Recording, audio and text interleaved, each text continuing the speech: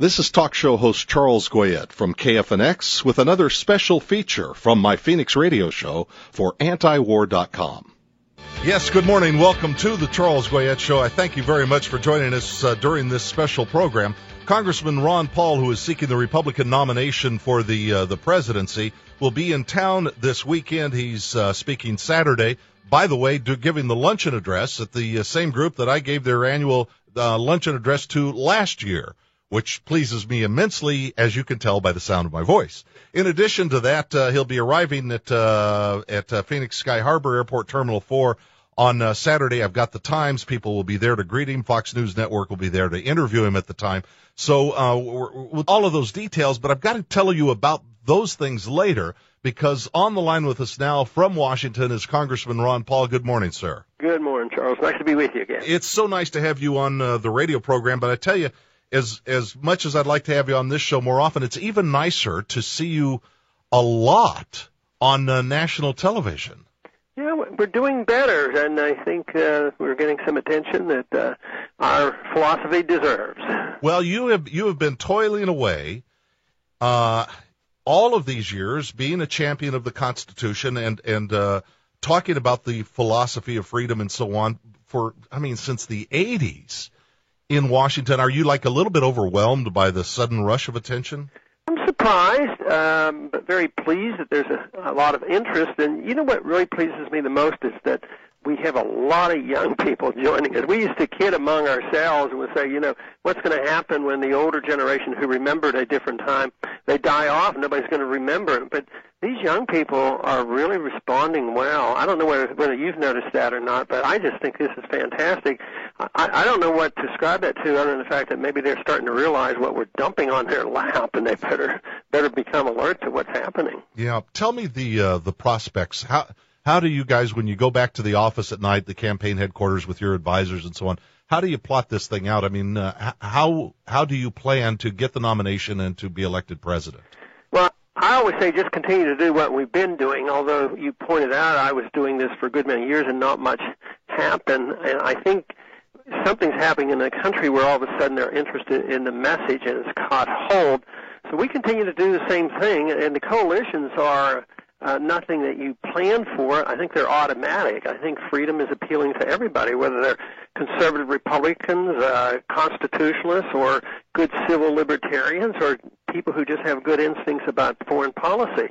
The Constitution was really devised to bring people together, not to divide them. So if you follow the Constitution, you actually build natural coalitions, and you don't, make a big effort to impose personal opinions on other people, and a lot will recognize this. So I think just presenting the message is the most important thing, which means getting supporters, spreading the word, raising money, getting on television shows, doing radio, being very active on the internet. And I guess the bottom line is the number of supporters we get and the money we raise, and that seems to be doing very, very well, and each day it seems to be better. Well, you own cyberspace among the candidates. There's no question about that, but how's the money side of the equation working out? Well, for us it's doing very, very good, and it's on a very upswinging curve, exponential curve, as far as what we were doing 6 months ago and what we're doing now. But it's still, not in the category of being able to raise $100 million or $50 million. I mean, in the low millions. I don't know exactly how many, 2 or 3 million, which for us is a lot of money. But if it keeps growing at this rate, it's going to be a lot more, it would have to be in order to compete. But one advantage we have is I don't think a campaign like ours will waste a lot of money compared to other campaigns. They get so big, they get so much money, and they get loaded down with personnel, and I think they waste a lot of time and money and a lot of words, too. Yeah. One of the things that's a little bit disheartening is that, at least in my interpretation, despite the fact that you've been you have been preaching the Constitution and defending it in Washington all these years and have gotten attention now, it seems to me, Congressman, that it has taken a very destructive, very costly war to awaken people, and it's better to have them awake than asleep, but it's at an awful high cost. And I even worry about the future costs, not only in the war and the people who die, but the suffering that could come from a financial crisis. And I'm still concerned about that, and I know you've been interested in that subject too. But this system can't continue. We can't live this way beyond our means. And if you have an economy that crashes or a dollar that gets into really big trouble, no matter how much money you appropriate, it makes the problem worse rather than better, because people will lose confidence and prices are going to skyrocket. Even currently, the dollar's going down, interest rates are going up, inflation rates, price inflation are going up.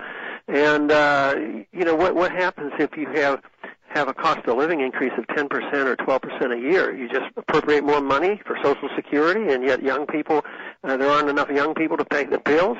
And a sudden shock like that can be very, very damaging, not only to the economy but to the political system. Yep. And that, on top of the complexity of the war and the foreign policy, we're going to have a mess on our hands. Indeed we are. Well, let's talk a little bit about the race and the debates. And in fact, the most electrifying moment in all of the debates so far was the moment when they asked the candidates on CNN the other day in New Hampshire, what is the greatest moral challenge of the time? And when you stood up, you said, "Look at these people. All of these people are willing to use nuclear weaponry on a country that doesn't threaten us, can't attack us, has not harmed us. People have got to come to their senses." Are you having an impact? I mean, I looked at the faces of the other candidates during that moment, and I thought, certainly this has got to penetrate to a couple of them. Yeah.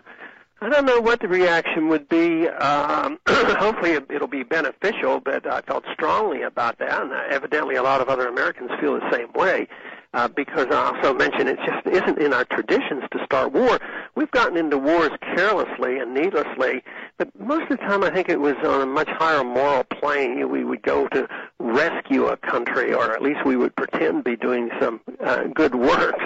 But then what we're doing now is we've institutionalized the idea that we can start the war, and then we say nothing is off the table. That means nuclear first strikes against a country that really has no ability to defend itself. Then what could Iran do to defend itself against missiles crashing in? And then we wonder why they get annoyed with us. I mean, it's astounding to me that everybody doesn't know why they're annoyed with us. Congressman Ron Paul on the Charles Goyette Show. Our telephone number is 602-277-KFNX. That is 602-277-5369. I'd like to take some of your questions. I do remember a week or so ago a woman on the show saying, Charles, I like Congressman Ron Paul, and I said, well, if you call back when he's on the program, I'll make sure you're on first. So, ma'am, if you are listening, when they answer your call, if you identify yourself as being the same woman, we'll make sure that you get first in line. I thought it better to let Congressman Paul answer your question than me, in case the very small likelihood that I would give you much different answer. In the debates, Congressman, it suddenly occurred to me they don't have any idea what in the world you're talking about. Here you have been an opponent of the war. You did not authorize the war. You've been objecting to the war. You've been able to foretell where this war would lead and where it has led. And yet there on CNN, there's Wolf Blitzer asking you an inane question saying, if General Petraeus says in September things in the surge aren't working out so well, are you going to believe we should pull out? I scratched my head. I thought, what planet is he on? Yeah, I mean, where is he on current events? Yeah. It is pretty astounding that they get off on some of the other questions are rather silly in many ways compared to the significance of overall foreign policy. But I guess I have to just grin and bear it and do the best I can with those kind of questions and try to get our message out. And so far, we've been able to achieve some good.